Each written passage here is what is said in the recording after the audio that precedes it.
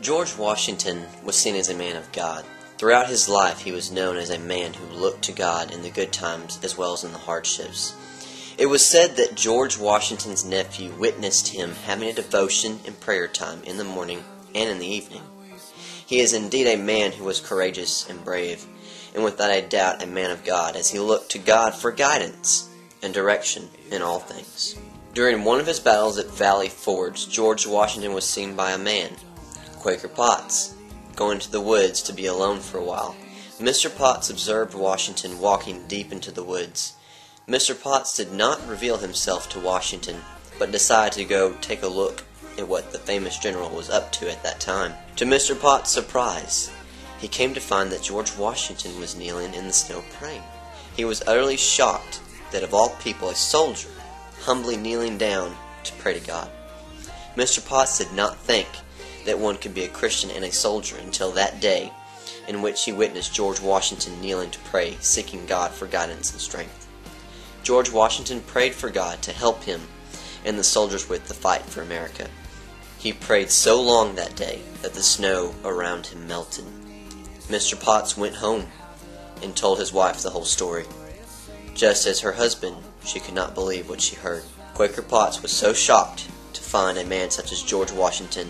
At that point, Mr. Potts realized that God must have his hand on Washington and believed that America just might succeed.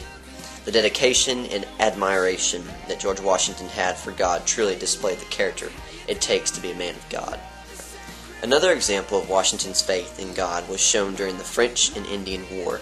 At that time, Washington was a colonel of the Virginia militia when he went with General Edward Braddock to fight a group of French and Indian soldiers in Pittsburgh at Fort Duquesne. As they marched to their destination, they were ambushed on both sides. The British forces were getting totally massacred. The way that the British fought in battle was different in Europe. Each side met in an open field, faced each other, and fought one another. In America, with the Indians, this was not the case. They fought behind trees, under logs, and on top of rocks.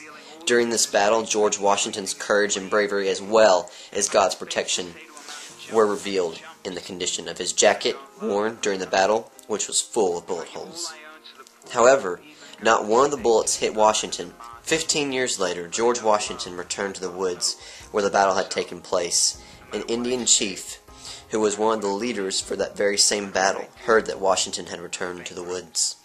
The Indian chief went to see and speak to Washington.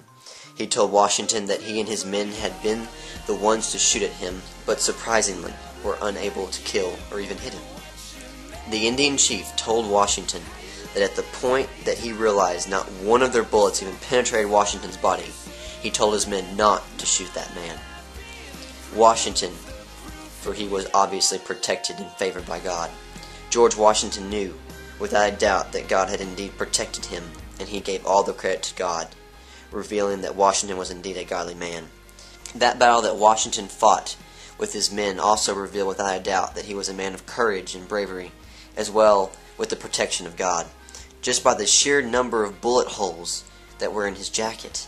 Throughout George Washington's life, he not only sought the Lord, but gave glory to God for his success. George Washington indeed proved to be a man after God's own heart, as he put his faith in God and God alone.